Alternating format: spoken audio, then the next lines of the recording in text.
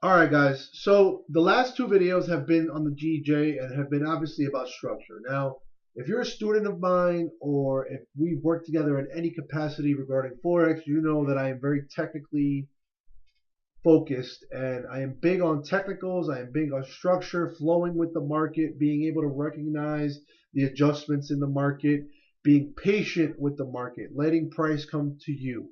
This applies to any pair. I know we've been focusing on the GJ for the most part, but a couple of weeks ago I was in the UJ. The week before that I was in AUD USD, UCAD. So it doesn't matter what pair you're on. What matters when it comes to the market, as I've said in previous videos, you should always have real information to base your trade on. The moment you find yourself entering the market quickly, without thought, without real data, that's when you're going to find yourself redepositing money into the market. So we took this trade on Friday with all the news and all the other stuff going on, strong uptrend, and we got some good results on it.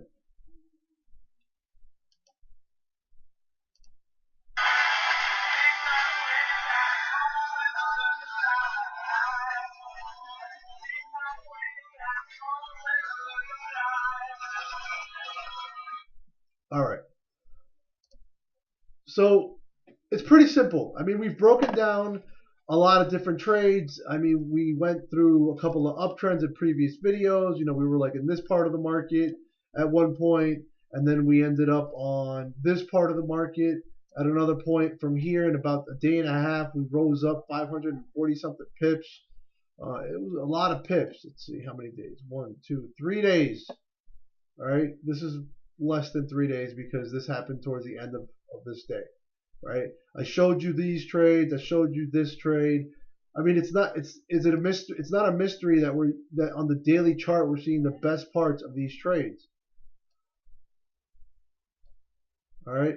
You know, we at one point, you know, I was kind of gunning for this area right there, this zone. You know, breaking this zone apart. And if we look at a lower frame, we're going to be able to see that when we did get here, we had some trades, and not small trades, strong trades. 60 pips, 40 pips, market bouncing up and down. We get to this high. We had a couple of bounce downs, right? We had a strong retracement back to structure. This is the key, right? Once again, this is the key. The key is realizing where these trades are starting from. They're starting from key price points, from revisited points of break, revisited points of resistance. This is what we need to pay attention to in these videos. This is what we need to pay attention to in our trades. When you take a trade and you win, don't just win. Look at it. How did you win? How many candles popped? How long were you in that trade? How much was the drawback? When it did go back on you, where did it go to before it broke you into profit? Right? These are all things you need to start taking into consideration when you're trading. You can't just do that on the losses. You should be doing it on each and every single trade you take. So when we look at this trade, if we just ballpark eyeball it right there, all right, a place where this was once a floor, teetering this market for hours on end, finally a breakout, a revisit, and then boom. Now the secondary entries you saw in that video, not hard to see either. And the stop for this trend,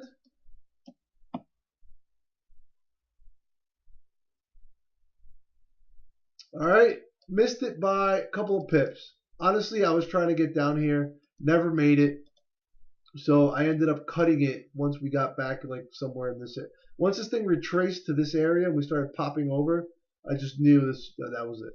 That was it. We had to get out of here.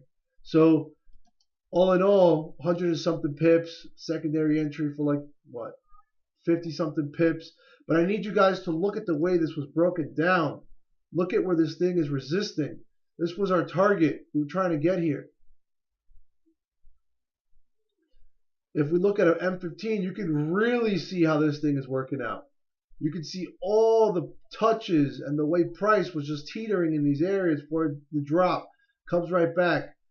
Teetering in these areas before another drop. where the market is just struggling to go any lower.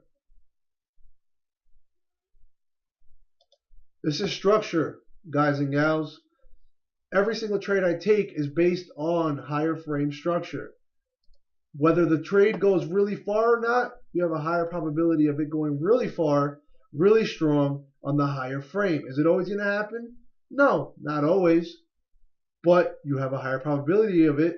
If you're taking trades solely on the M15 and the M5 on a lower frame, you're getting the little pieces of it. Nothing wrong with it if you're happy with those types of trades.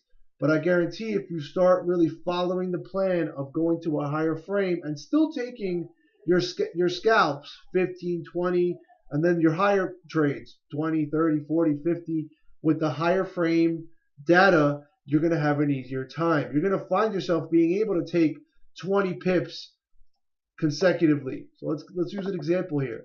You got to this high once, 20, twice, 40, comes back here, 28. That's it, you're done. Let's say you get back in this, draw back 10 pips, 95 pips. I mean, there's a lot to be said about using a higher frame. In this scenario, I remember this scenario because I wanted to say we were continuing up, but I was waiting for a retest of this area, a safer situation to continue back up. That's what I really wanted.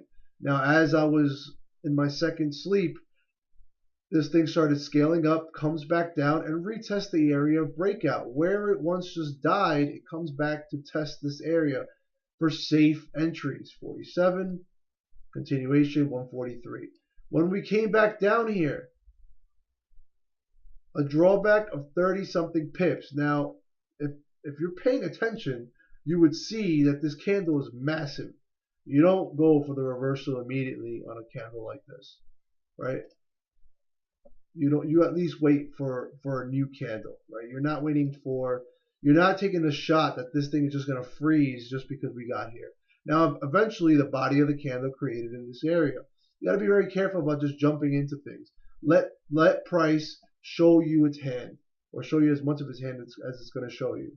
So once we got here, 60 pips, voila, 25 pips, and days over, 20 pips. All right, guys, structure.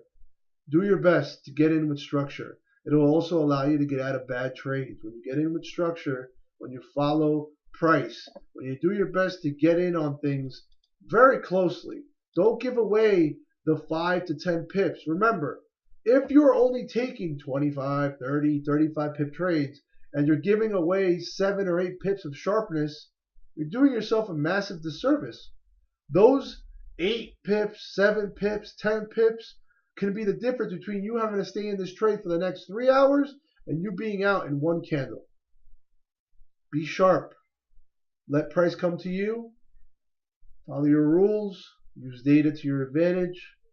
And as always, happy trading. If you need anything from me, you know the inbox is always open. Have a great weekend.